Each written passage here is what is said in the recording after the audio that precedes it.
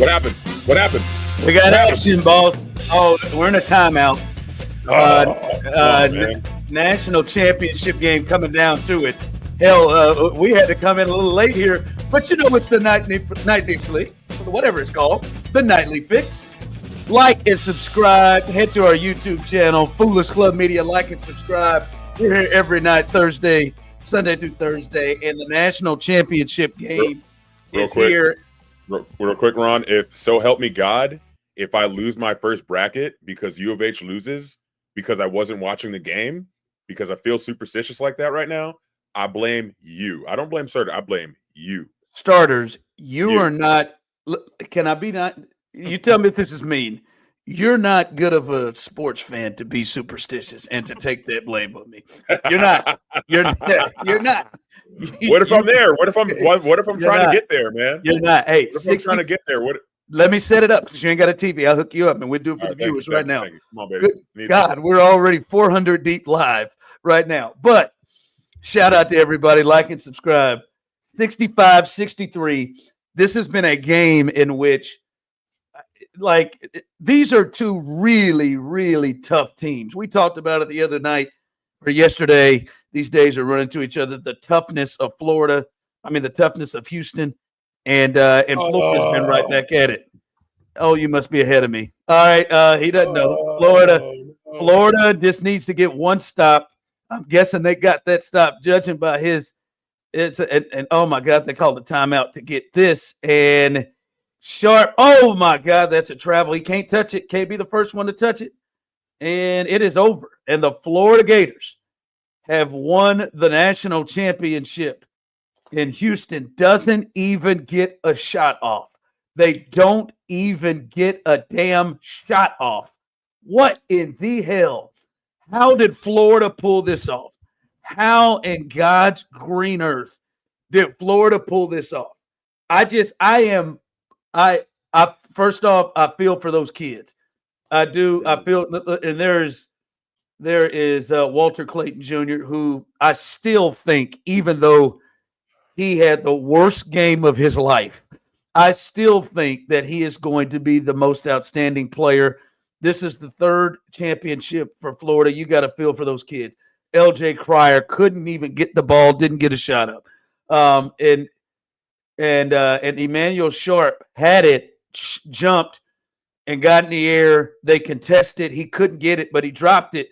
Couldn't be the first one to touch it, or it had been a travel. I'm guessing he probably wishes he grabbed it, so there would have been more time on the clock, and maybe they'd have fouled. But Juwan Roberts, who's been there 7 years, this is his last game. And Houston, many of you, if you are listening, who are Houston fans, have followed this. They have. You can put you can turn your radio down. I used to love to say that to whoever has their radio up. But Houston still searching for their first championship. As 1984, they lose in a tight game to NC State, and it happens again. And the crazy thing is, fellas, is they lost this game in the same fashion that got them here, except it got done to them. I would love to see the numbers of what Houston has done, what they did in the final, 8-10 minutes, because they seem like they were stuck on 63. I know they had a run where they scored on 4 straight possessions, but man, they could not make the plays at the end, and it is crazy. Wow. I will say this. I have complained myself about the lack of great games in this NCAA tournament. Well, fellas, that is changed. All 3 of these games in the Final Four, when we got the 4 best teams in it, were great games. And wow, Florida is the champion. Wow. Damn, those kids have got to be crushed. I don't know if I have it in me to do this tonight, guys. I don't know if I can do this. I don't know if I can handle it. This is your first time actually experiencing like sports devastation. I'm at a loss for words. The things I feel, I don't even know how to explain. I'm sure Ron feels them all the time, being that he's a K-State fan. But I mean, this is new for me. Whoa! I'm not a K-State fan. I'm a Kansas Jayhawk. Okay, don't f that up. Might as well be a K-State fan. Yeah. I just, man. Wow. I feel bad. This is awful. Anyway, while Osita is licking his wounds, I'm processing. Guys. No, it's okay, man. We're here for you. A lot of you are processing. If you're processing on the chat, what'd you think about this? I want to throw this out because Serda, you know how sports are. I'll throw this out to the chat too. You in the chat, please jump in on this. 19 seconds left. Kelvin Sampson calls a timeout. Kelvin Sampson is one of the best coaches in the country. I would say one of the advantages, the big advantages that Houston had over Florida in this game is they had Kelvin Sampson, and he is a Hall of Fame coach. Serda, almost 20 seconds left. You call timeout. You don't get a shot. Do you think Kelvin Sampson is going to get crushed for this? And do you think he should get crushed for this? I mean, obviously he's not out there, but damn it, you got to get a shot. They don't get a shot, and they run all the time down. Yeah, that's pretty brutal, especially when they were up for most of the game. Well, not even to mention that. Yes, they were up. That's this entire game. That's pretty brutal. But I mean, we see coaches, especially in all sports, who have poor clock management time, and just based on whatever he was calling or whatever they were trying to set up, like, I don't know, was Florida's defense that good, or they just couldn't get anything off? Like, you have to get something up in that. Like, that is unacceptable, but I don't think that's necessarily the coach's fault in that particular situation. Yeah, but I mean,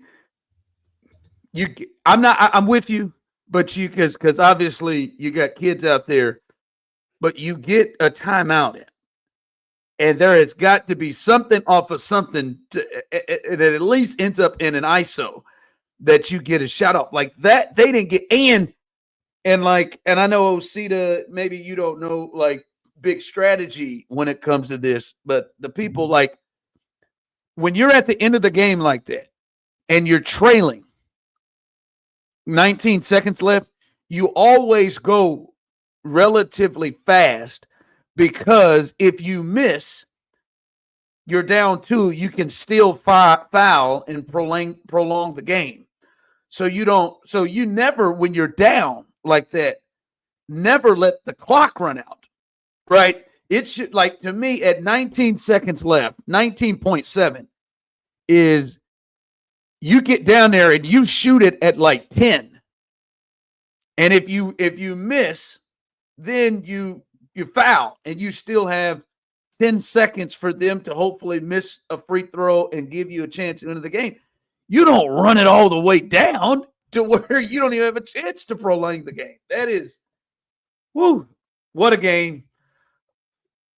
What a game. And this is one that Houston fans, God, I feel sorry for the people in that city that have just had heartbreak. Again, if it weren't for the Houston Astros, for some of the people in that city, I mean, it would be hell.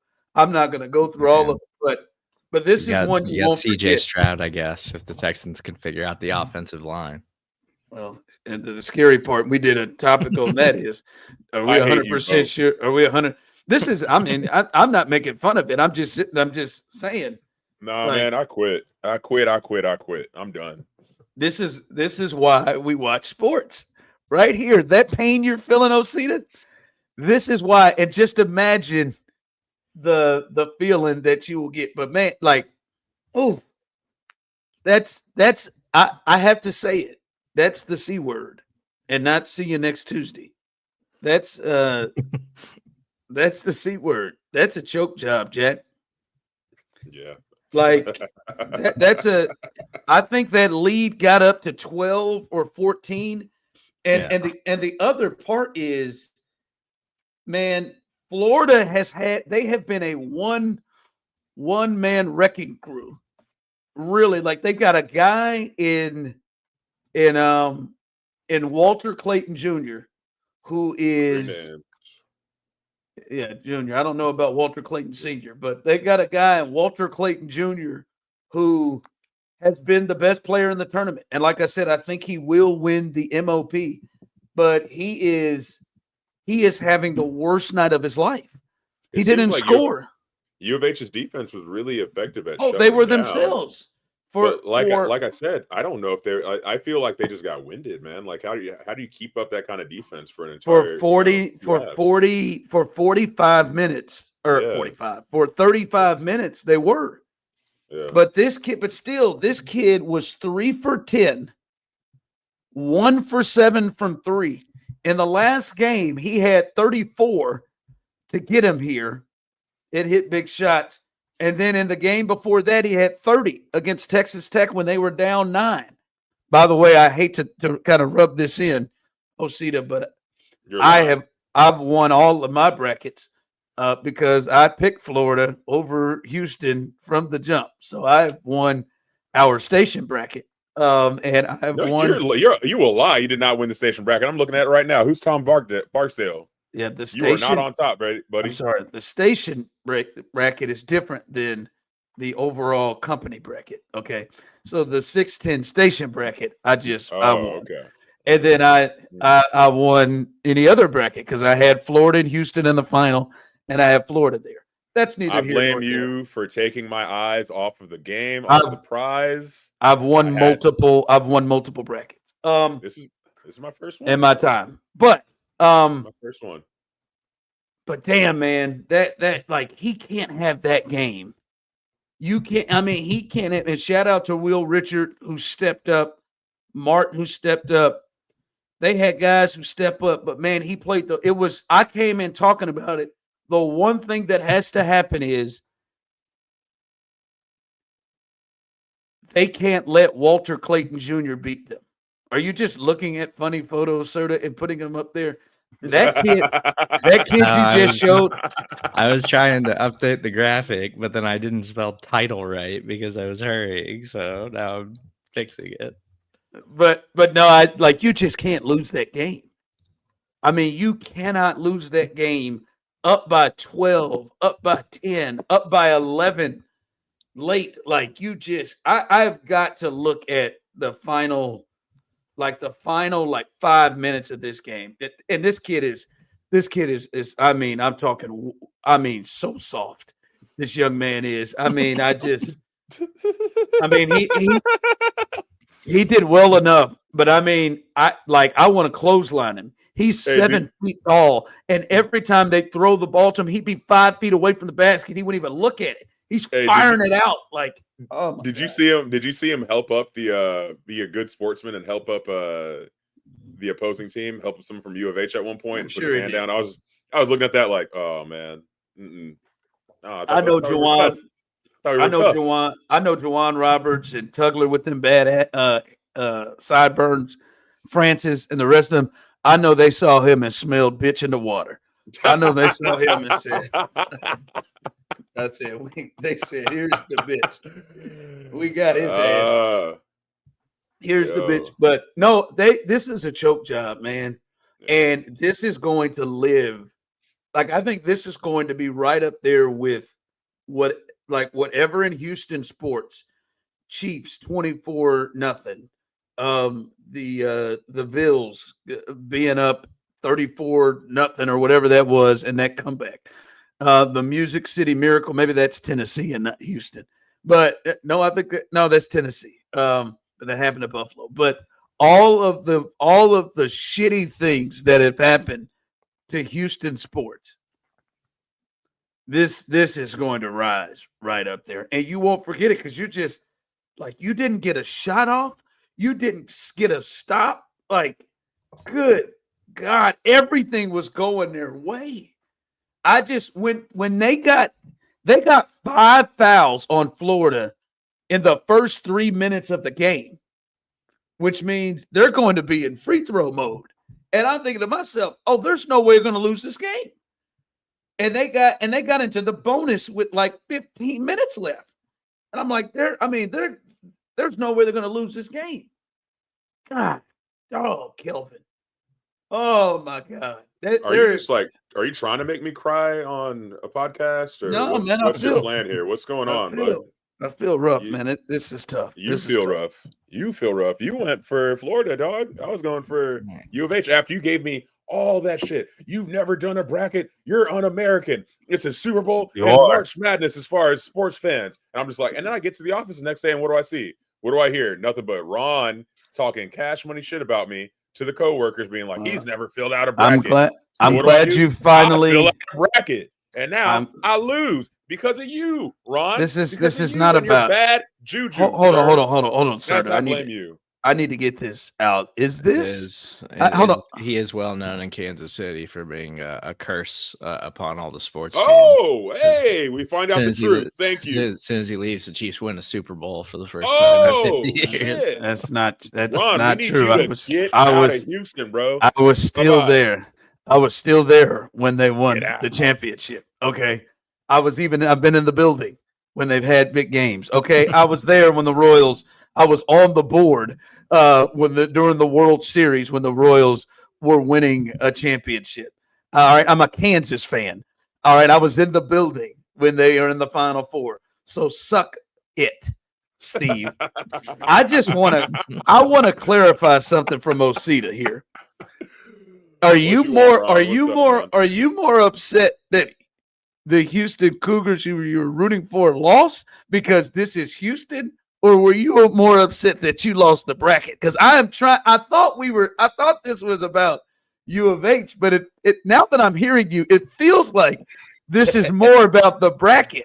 Hey, look, I'm not gonna lie to you. Number one, I went to UTSA, University of Texas in San Antonio. Go Roadrunners! So I'm a Roadrunner for life. And I mean, it was my bracket, man. I wanted the bracket to win. I wanted to beat everyone. It is what it is. I didn't go to U of H. I'm from Houston, but I didn't go to U of H. It is what it is, dog. Like, I wanted to beat Bob Merrill and everybody else in the office, and I had a chance. And then Ron took that away from me because he is a curse. How the hell did I take that from you? The curse of Ron. Ron. They used to call it the show curse, but it's not. It's not. Oh, true. See, so it's a thing. It had a name. It has a name. I do believe it has been a thing during his time in Houston as well. And now the truth comes out. It's wild. That's wild. Why did you sing that? Again, those of you on the chat, is this a you did, and the truth comes out. Is this a choke job? Is this a choke job, Serda?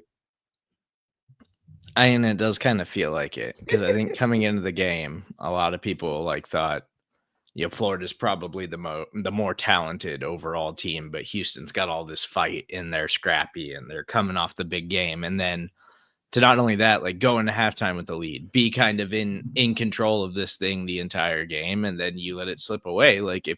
If it was a choke job by Duke at the end of that game in the Final Four, I think this was a choke job by Houston in the final moments, which we see this happen all the time in sports when teams aren't. It gets down to crunch time, and then teams aren't ready for the big stage, and some teams are. Damn. Yeah. It's some girlfriends. We're gonna have some big nights tonight to usher these gentlemen back to a better place. It is gonna be some girlfriends who are gonna have to come through for these young men, because they need I don't know if it's a massage or more, whatever. They're in some pain. Bring the girlfriends, the side pieces, their friends, bring whoever. They need everybody at this point, man. Because if I feel this bad, I can only imagine they feel terribly. And yet again, I blame you, Ron. If anybody in the comments wants to do y'all think it's Ron's fault? I feel like it's Ron's fault. That's just me personally, but the curse of the show, it still holds strong, I suppose. It's not. Again, if you are rolling through as you see there, Florida, they defeat Houston in a great game, a thriller, 65-63. They win their third national championship, and the kids from Houston, tough game. They led the whole way, the entire way. And Florida and their resolve, Walter Clayton, And can you maybe check, was he named the MOP? I'm not sure. I didn't see when they gave the trophy up. I'd imagine so that he was, but this is a crew that came up big and stepped up, and they are the champions. The SEC was the best conference in college basketball all year, and they win in the end. Let me ask off this, because right now the story is Florida the champs and Walter Clayton. But we talked about this before the tournament started. Cooper Flagg, could he, as we call him, the American flag, could he step in and become more of a household name? Could he become somebody that is the star of this tournament? Could he become somebody that kind of takes his profile up to the next level, and then he leaves college and goes to the NBA, and now there is interest there? We made comparisons to Caitlin Clark, the way she did it. Hell, at this point, you got to look at it, Angel Reese, the way she did it. You got to look at it with Zion Williamson. There was more intrigue and interest when he left. Carmelo Anthony, who just went to the Hall of Fame, shows how old we are, when he left, and he broke my heart. Broke, busted, disgusted, made me almost get kicked off my campus because I went walking around with Jack Daniels and a bottle on a dry campus because I didn't give a flying fuck after my pain was, I was hurt so much when Kansas lost to Syracuse. It didn't matter. But did he raise his profile? It's over now. Fellas, do you get the sense that Cooper Flagg did what we asked him to do? I mean, I don't think he hurt his draft stock in any way. Oh, no, hell no. He's the number one pick. Yeah, like when we're talking about like NBA talent evaluators, I think he's still a guaranteed number one overall pick. But like in terms of like profile, now I do think there is this kind of idea of like him in the Final Four, like, you know, missing the shot, not being enough to like get him there. And I don't think that's necessarily going to hurt his brand, but now it's kind of like, okay, well, when that dude gets drafted in the NBA, he's got to go out there and he's got to look like an impact player, like right out of the gate, I think, as opposed to where it's like, it's different tonight. If he's holding up that trophy and he wins the title, I think we immediately are seeing Cooper Flagg in national commercials here within like a month or something like that. Well, hell, we were seeing him in national commercials. It's crazy. He didn't play poorly. Like he was the best player on the floor. I think now he's being remembered because he missed that shot against Houston, even though he was the best player on the floor the entire game. I heard this bullshit. Like this is what I'm talking about when I brought this up multiple times of where we are right now. Like now people have come out with does Cooper Flagg have a problem with getting it done at the end? Does he have a problem in big moments? This son of a bitch. Yeah, the no clutch. Yeah. No clutch, this dude is supposed to be in high school right now. This guy's been on the scene 1 year. We're already determining the no clutch. But I don't know. I don't know where you are, Osita, on this. He, like I said, he played well. He had 30 points. He had 20, whatever. I don't even talk about on the floor, Osita. I don't feel like there is, even though he's on TV in a commercial currently right now, I don't feel like there has been more buzz created around Cooper Flagg. Yeah, I will say I totally agree with that. I think as far as like celebrity stock or anything like that, he didn't really necessarily stand out enough. He wasn't like a Caitlin Clark kind of memorable kind of character.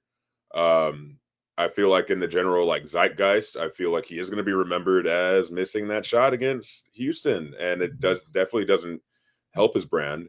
But as far as like being this like standout all-American player, like, you know, we were gassing him up and stuff like that a couple of weeks ago, I don't think he necessarily did exactly, or he didn't do what he needed to do. And it might not be him, it may be the marketing, it may be a bunch of other things, but it wasn't necessarily as big of a jump to stardom like we thought we were going to see. You know, But again, and I agree with you. I don't think it's actually his play. I think his play warranted. Like if I give you his numbers in the game against Houston, he was the best player on the floor. They choked like hell. Well, I guess choked like shut up. What we saw Shut tonight. up. But Shut up. I hate you. I hate you. I hate you, bro. Against Houston, he goes 27. He has 27 points, 7 rebounds, 4 assists, and he goes 8 for 8 from the line, and he hit what felt like the big shot. The previous game against Alabama is 16 and 9 and 3 assists, and then against Arizona he had 36 and 7. Right, like those, like that's from the Sweet 16 on. He had 18 in the second round against Baylor. Like the numbers were good, but it wasn't. But it wasn't just about the numbers with Caitlin. It was amazing. Like there's no signature real moments. There's no. Oh man, God, I got to see. Like I don't think it grew. I think we talk about this all the time. Yeah, numbers don't lie, but championships get you remembered. You know what I mean? Like championships are what really get you remembered by people. Caitlin, won herself a championship. No, she didn't. She never won. She didn't win. She's never won. Oops. That's why I said, she never won. And this is, but you're right. Sometimes she was just unstoppable, but her team fell short. Okay. Which made her even more of the underdog. Like, it's weird. Like Zion didn't win a championship. But as Serda, you'll know, Zion was somebody that there was intrigue when he went to the NBA. Like there was, what are we going? Like I want to see more of this dude. We've seen like even Angel won a championship like her junior year, but not the second year. But there was intrigue. I don't know. I don't know that Cooper Flagg is bringing that right now. And we talked about it a little bit ago. It feels like you know it when you see it. He's just not captivating. Like it's there are times where you see people, you see actors on the screen, you see music, whatever. But there are times when you look and if he's on the floor, like this sounds weird, but you just feel him out there. Even if he's not even got the ball, like you just feel the sense that he's out there. There were times where I didn't even know he's there. You're just saying he's like an unrememberable guy, just kind of blends into the furniture kind of guy. I don't think you should put a bell around him because he's got what you want to know when he kind of sneaks up on you kind of guy. I don't think he's unrememberable because they won't let that happen. They have pushed him so hard. But I would say as hard as he has been pushed, fellas, combined with the production and the numbers that he actually put forth, he should be a bigger story. It should be more captivating for him. So we'll see what happens when he goes to the league. I don't know. I don't think he raises profile. I think it's really the same. Damn it. These kids are cutting down the nets. Have they burned down the stadium yet? No, I ain't burned down the stadium yet, man. Nothing crazy going on. This is Serda right here. Serda's the one that I live close to a team that won a championship. Let me drive let me drive down there and celebrate with them. Yo, I was actually talking about that with I was talking about the homie Reggie earlier. I was just like, man, I'm trying to be outside if U of H wins, man. If U of H wins, I'm trying to be outside because it's gonna be crazy. It's gonna be a party. And then I remember that I have to do this podcast with the curse of the show. Yeah, you have to make sacrifice. You got to make sacrifice. Okay, you already screwed us over for Charlie, whoever, of the second show. Who was it that you skipped us for on the second night of our show? Oh, Charlie Crockett. Yeah. You already skipped us for Crockett. Good time. Hey guys, I'm making sacrifices for the nightly fix, so make sure you like and subscribe. You know what I mean? When the Chiefs have won all of their Super Bowls, it's the work first, and then I am very late to the Super Bowl parties afterwards. Oh shit! At least you get invited, dog. Shit, that's cool. Damn. Yeah, I've always had my own Super Bowl party in my own backyard, lighting up cigars, making videos. Hey, Ron, you know I live like right down the street from you, right? Yeah, I mean, when they last won a Super Bowl, Osita, I don't think I knew you. Where's the invite, bro? That's all I'm saying. You're talking about making brisket and all these things. And put my kids to sleep. Hey, put my kids to sleep, baby. Lighting up cigars and pissing off everybody. Oh shit! You one of them neighbors? Oh yeah. I'm a cigar lighter. I'm a cigar lighter, and I am. But damn, them kids lost that game. Yeah. Choke out, man.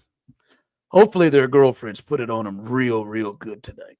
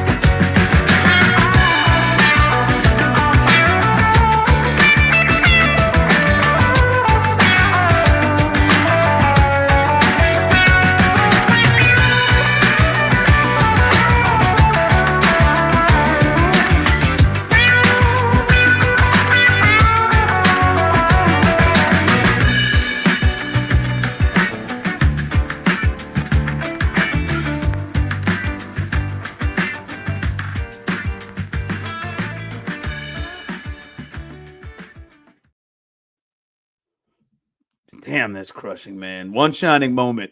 My favorite part, one of my favorite parts of. See, you don't know about. Do you know about one shining moment, Osita? I love this. No, like I do not. you're. Oh my God, right? No, I love this. that. You are so like. I bet you, Serda, Osita in the last month has learned so much more about sports than maybe he knew about it before his previous 34 years on this earth, or however old you are.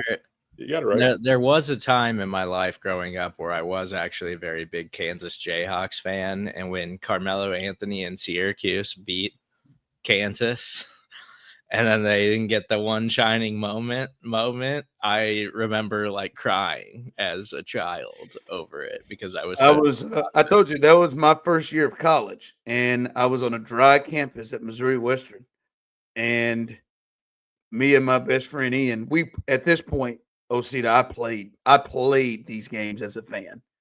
And like when you say superstitious, I had an outfit that I wore throughout the entire tournament, every game.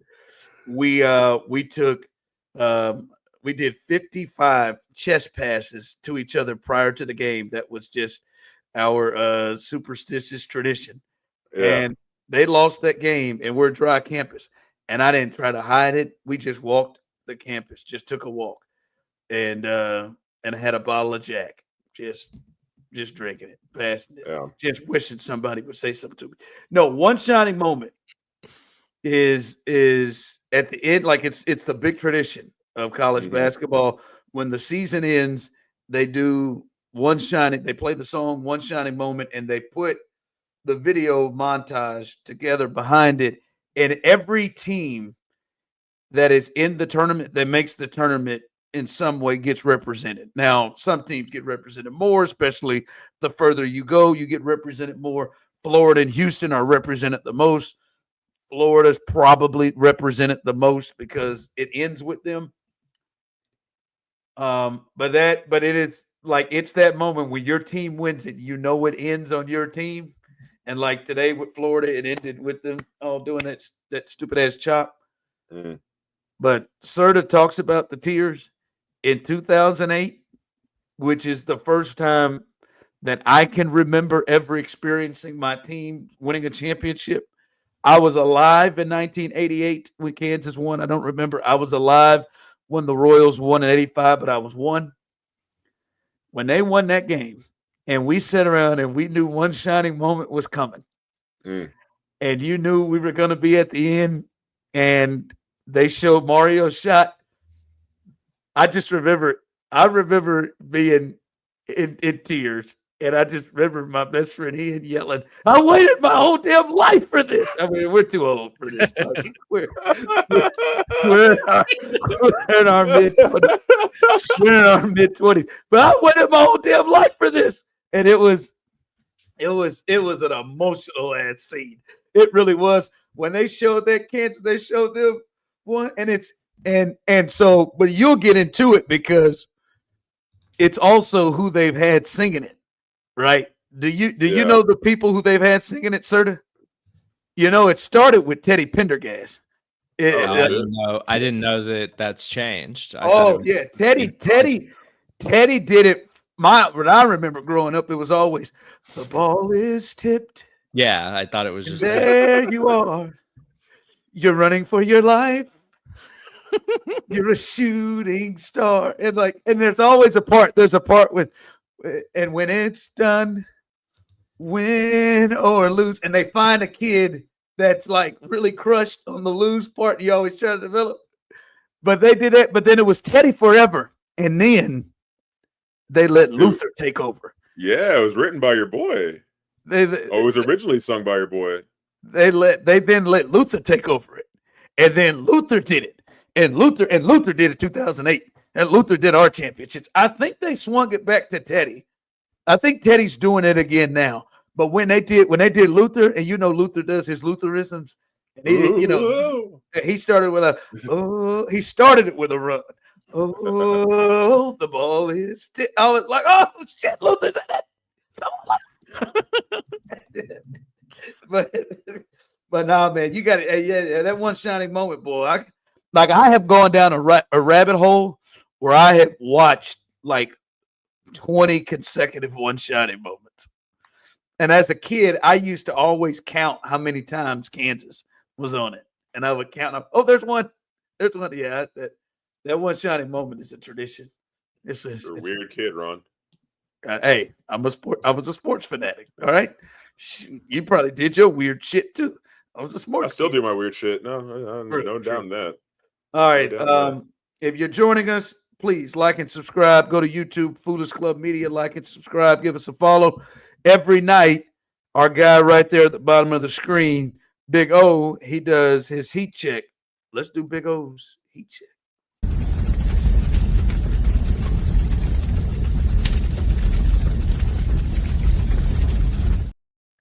All right, for tonight's heat check, y'all, I want to set up a quick little story. All right. So I'm at the mall. It's a packed Saturday afternoon. I enjoy some. I am a fan of shitty mall Chinese food. I love when Panda Express was in the mall. Now my new spot is Chopsticks. So I get some shitty Chinese food from the mall. And start to get a little bit of bubbly guts, start to get a little rumble in my tummy, tummy, whatever the yeah. Wow. Yes. Yeah. I had it today, man. Wow. Okay. So go to the bathroom, and what do I hear but a man talking to his child while he's in the stall? And the dad obviously had the same Chinese food I had or something like that. And so he was in there, and the kid was like, "No, Dad, I don't want to be in here." And he was like, "Sit down, stay quiet, sit down, stay quiet." And he was like, "No, Dad, no." And he was making the kid have to sit there and while he was taking he was like running, dude. It was so bad.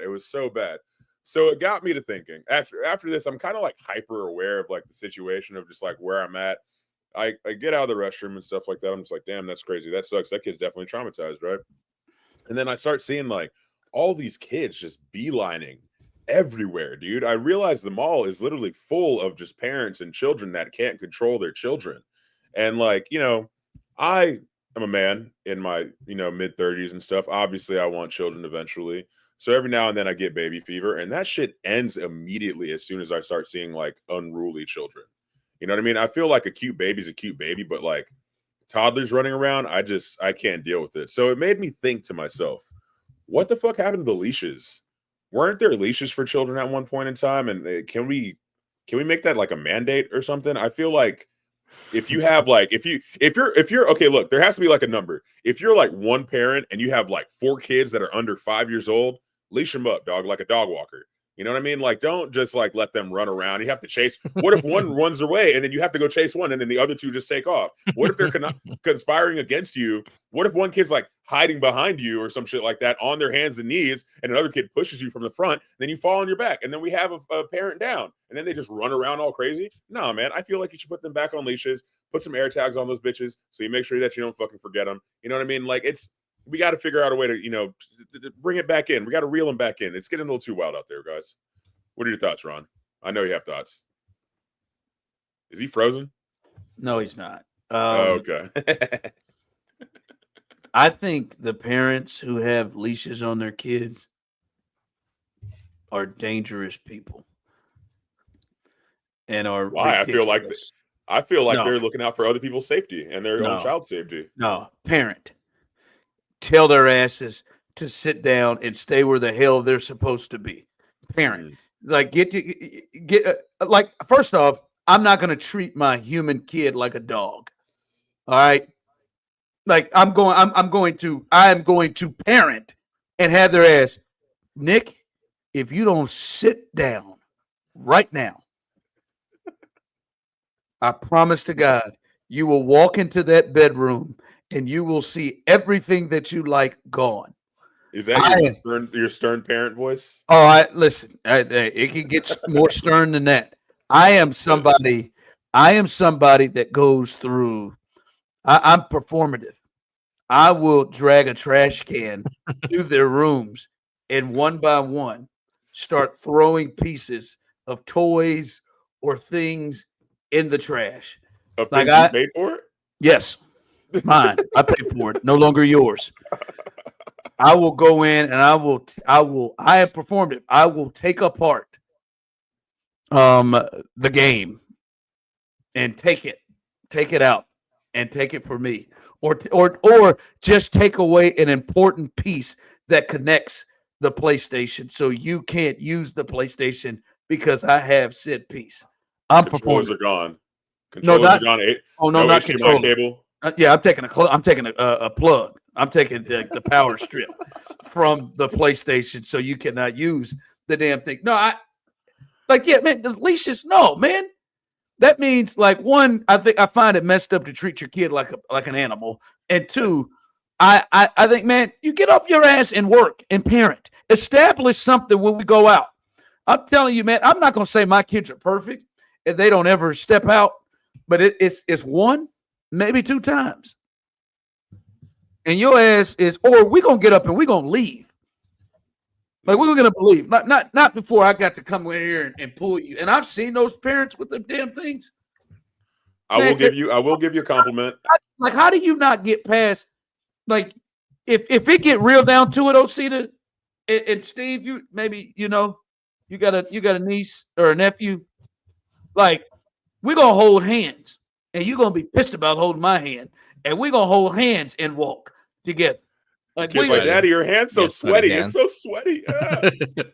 Okay, no, it's your fault.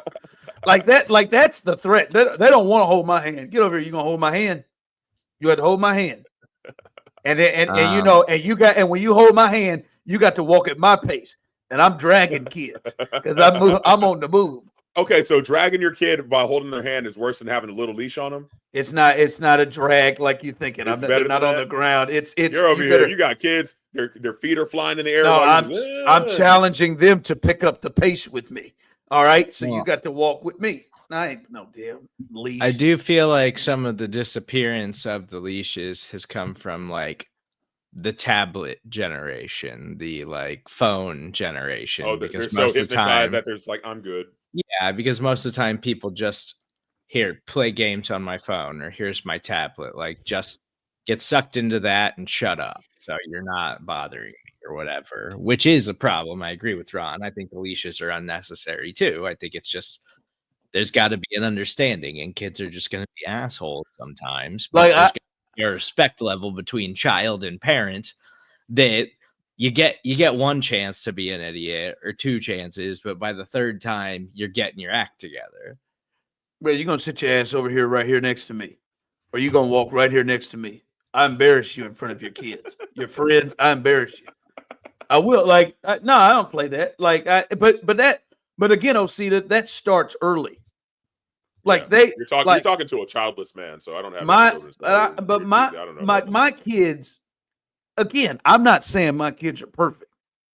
My kids are like many kids that push limits and know the line, but they are aware of the line.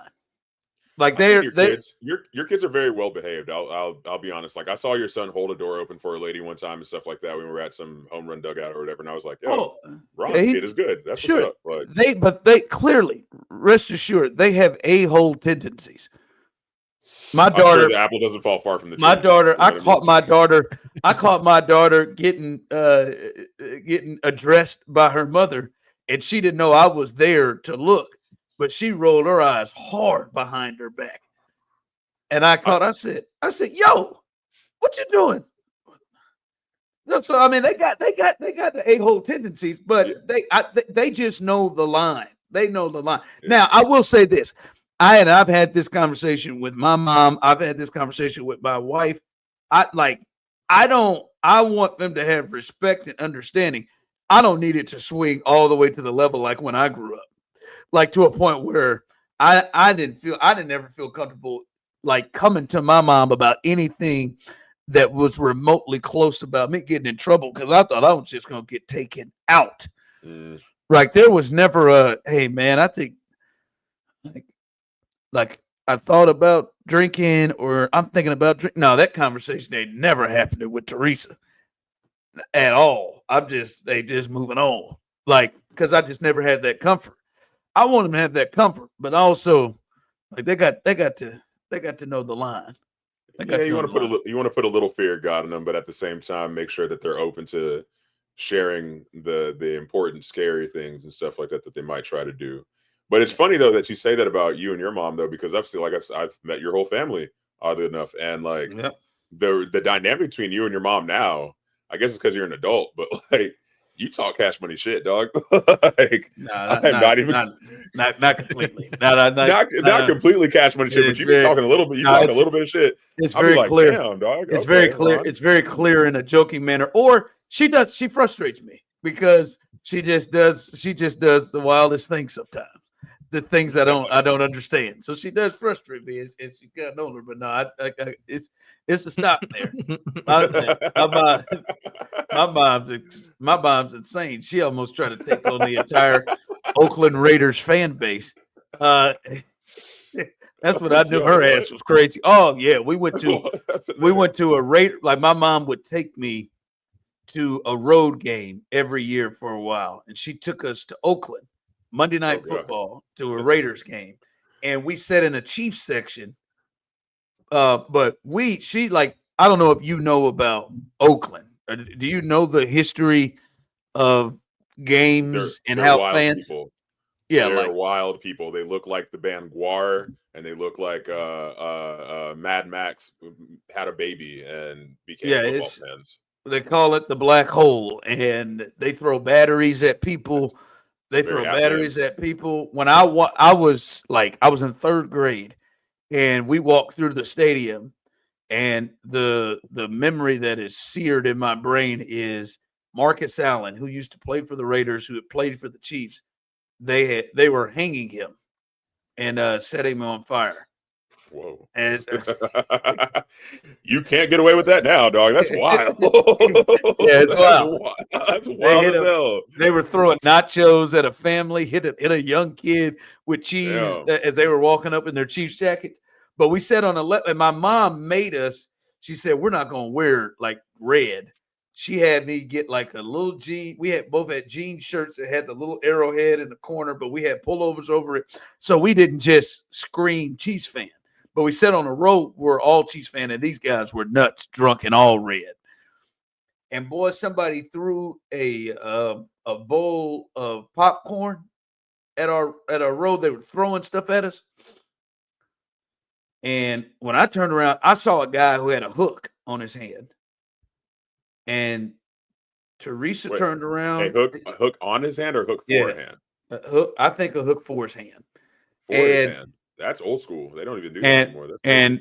This was third grade for me. So this is a while. This is the 90s. And Teresa turned around and said, I don't know who threw that, but if somebody else throws another damn thing on me and my son, we're going to have problems. And like, have you seen Kings of Comedy and the way that he said he looked up when he heard Mr. Odell or Sister Odell cuss for the first time and say that about Reverend Thornton? That's what I thought. I said, oh, shit, man. This is why I like these whoopings I'm getting out here ain't just, she don't just hand them out to me, man. She hands them She got hands, baby. She got hands. I mean, it was a threat out of this world. Anybody can get it, baby. Let's go. I was like, oh my God, what are we doing? And hey, not another piece of popcorn, nothing else came down on that row. Damn yeah, right. she shut it down. Yeah, she did. Mama Teresa ain't playing. Hey, I wanted to bring this up. Like and subscribe, please. I wanted to bring this up. I saw you have this on Instagram, something, Osita.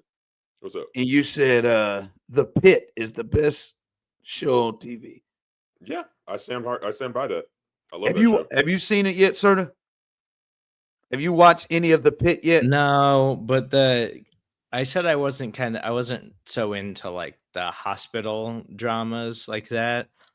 But there's enough like buzz around it now that I feel like I have to watch it. Like everybody is talking about it like it's like one of the best things on TV right now. So can I listen? Spoiler alert, and I'm not going to give too much away within where my head is on this. Is what episode are you on? I think I'm through 4 or 5. Okay, that's still early. 4, yeah. I can't get a handle on how I feel about almost the concept of it. Oh, the hour by hour thing? No, it's kind of deeper than that to me. And maybe you'll disagree with me, Osita. But the sense I get from the show is, for me, what I have felt is usually when you watch shows, there are clear, like, all right, it's very clear the show is driven in, all right, this relationship, there may be a love interest here. And we kind of follow this and their family or this, or there may be situations kind of going here. There's more defined, like more of it is about the dynamics of the relationships that happen. If it's a work comedy or drama, the relationships within this show feels like, at least up to this point, it's just everything nonstop that reacts within an ER. You know what I mean? And not like, I'm not saying there isn't any focus on it. It's slowly, but it's just like literally we're in the life of what it's like to be in the emergency room, the ER, as they call it, the Pit.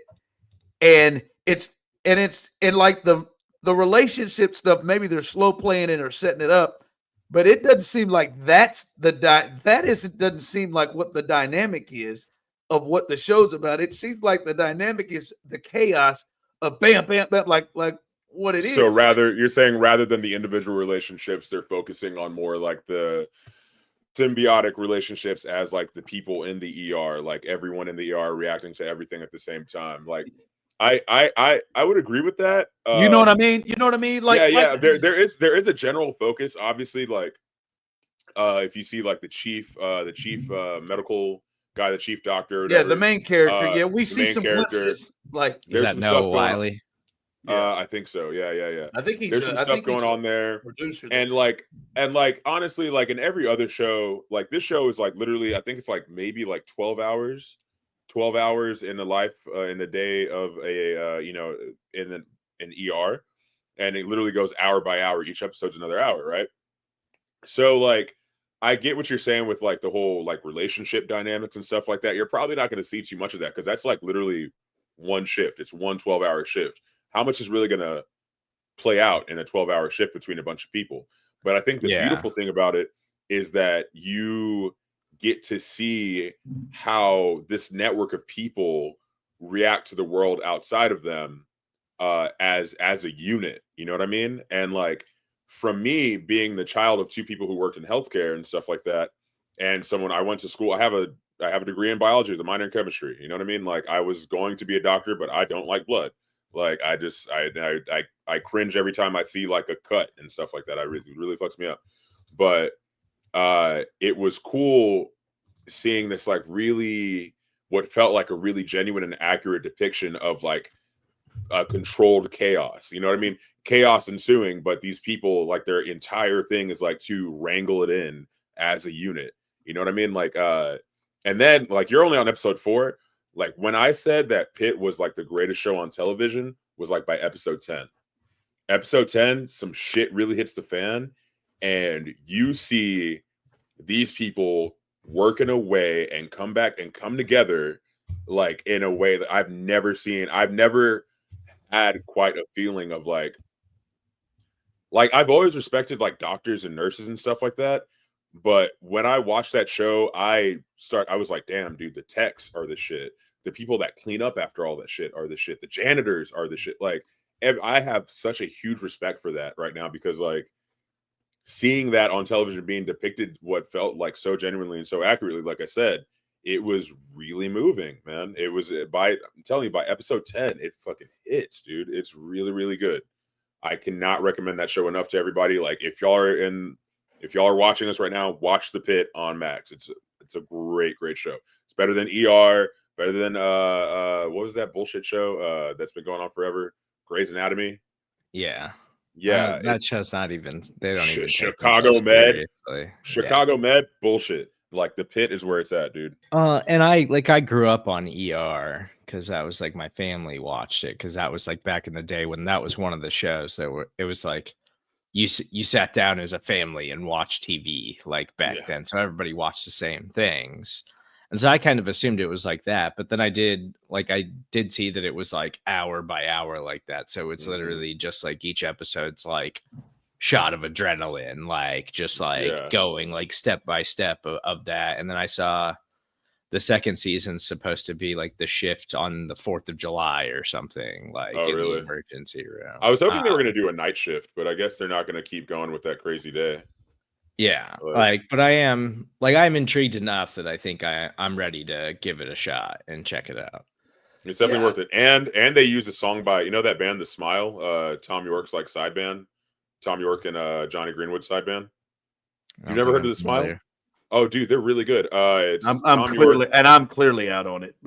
Sorry, Radiohead. Tom York and Johnny Greenwood are in Radiohead. I know Radiohead. Yeah. Great band, amazing band. They have a side project that's actually really, really good, and it's just a 3-piece. It's Tom, Johnny, and this drummer from some other really weird. I think Sons of Kemet.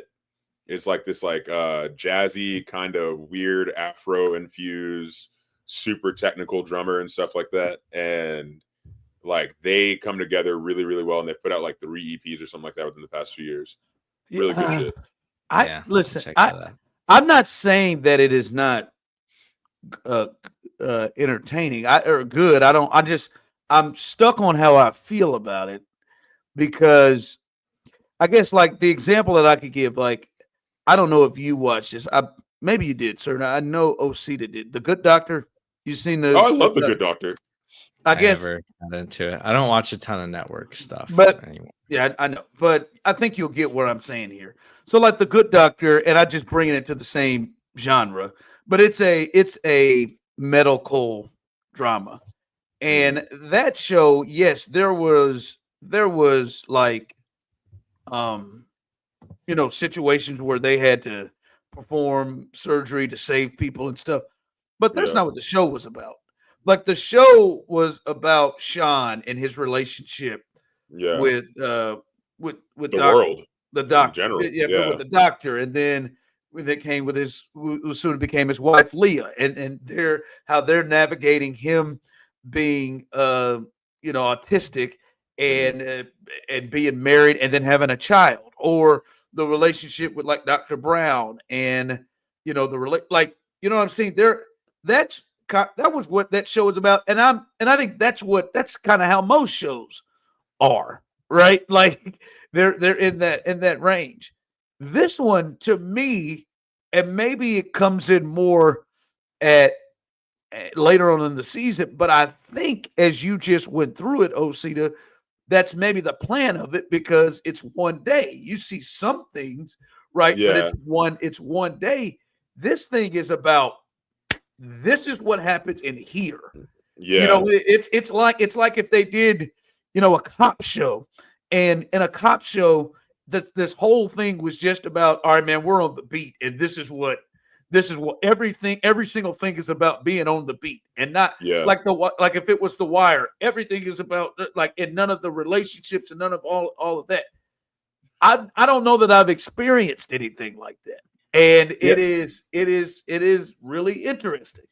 Like as the show progresses, as the season progresses, there's definitely some like subtext and subplot that you kind of see a little bit more of how the characters are related to each other in terms of like, like literally related to each other, or like how they process certain traumas, because as we know, COVID was not easy. This is obviously a post-COVID world that's taking place in, and COVID was not easy on any healthcare worker whatsoever. I have friends that were nurses that completely threw away everything they went to school for because they had 1 year of working in a hospital during COVID, and they lost their shit.